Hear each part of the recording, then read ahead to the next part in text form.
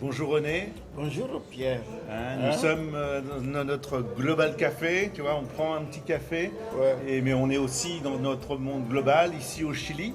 Oui. Mais je vais te parler, je voudrais te questionner surtout sur l'Afrique. Ah oui. Toi René, je sais que tu as été longtemps président d'un grand réseau de formation, l'INADES Formation. Tout à fait. Et alors, comment tu vois vraiment la question de la formation des leaders, mais aussi la formation citoyenne, à partir de cette expérience? En quoi c'est vraiment important en Afrique? Et je veux dire même le sentiment que j'ai après avoir passé 17 ans à faire ça. Premièrement, ce que l'expérience m'a appris, c'est que la formation, ce n'est pas un contenu. C'est créer un cadre, créer des conditions pour qu'il y ait un déclic chez les gens. Un déclic. Un déclic chez eux, dans la tête, et qu'ils commencent à agir, qu'ils commencent à regarder leur environnement, à analyser, à se poser des questions, à ne plus rester assis, un peu passif, n'est-ce pas, face à la réalité. À passer à l'action, à regarder, à comprendre et à agir. Tout à fait. Et je dirais que la formation des leaders, Ouais.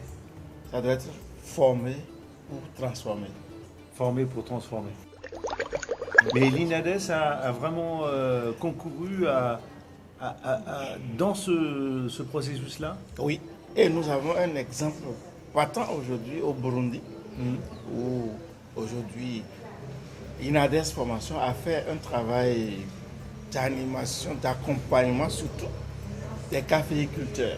Les caféiculteurs. Et qui se sont organisés au point qu'aujourd'hui, ils ont été capables d'acheter des usines et des caféiculteurs qui étaient avant peureux, respectaient l'État, n'agissaient pas. Ils ont acheté des usines, ils dépulpent le café, mais mieux, ils sont si bien organisés et ils ont eu tellement d'influence que le gouvernement ne peut plus fixer le prix du café aujourd'hui au Burundi sans les interpeller et sans les intégrer dans le mécanisme. René, moi j'ai une question quand même. Oui. Enfin, tu me dis, bon, l'INADES a fait plein de choses. D'autres organisations ont fait de la formation. Mais bon, il y a quelques changements en Afrique. Enfin, il n'y a pas eu de changement vraiment politique majeur. Donc, est-ce que... pourquoi ça? Parce que tu me dis que c'est une réussite, mais bon... C'est une réussite, mais en même temps, je suis d'accord avec toi, Pierre. Et c'est ça qui fait que je reste toujours un peu révolté. C'est que ça n'a pas fondamentalement changé la situation. Mais parce qu'il n'y en a pas assez, il n'y a pas assez de formation comme ça? Oui, mais on ne peut pas changer un pays, un continent, en comptant seulement sur l'action des organisations ou des associations. Mais est-ce qu'il y a vraiment beaucoup d'autres expériences de formation comme l'INADES? Parce que, d'accord, peut-être que ça peut être une réussite, mais pourquoi il n'y a pas plus de formation en Afrique, dans certains pays, mais je vais te donner un autre. Est-ce que c'est ça la exemple. raison? Il n'y a pas assez de formation, pas assez de processus de formation, ou parce que c'est mal fait? Est-ce que c'est parce qu'il n'y en a pas assez? Mais la révolution, les évolutions ont leur temps. Ouais. Et il faut qu'il y ait une maturation. Il faut que de façon... et qu'il y ait ce qu'on appelle une masse critique de gens pour agir.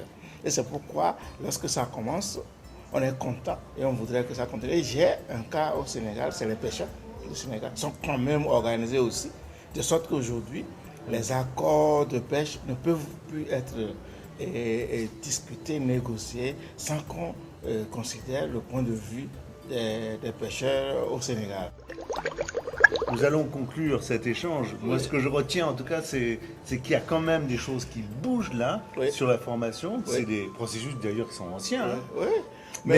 Et que bon, il faut les démultiplier, les renforcer, qu'il faut aussi un soutien de l'État. Et c'est ça, et les inscrire dans un processus de plaidoyer constant.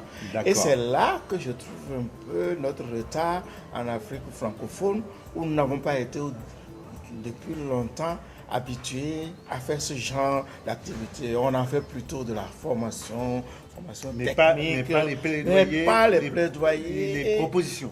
Voilà, et les Ok. changements politiques, justement, Très bien. intégrés dans la... René, je te remercie pour ce témoignage ici au Chili. Merci, hein. merci Et puis, beaucoup.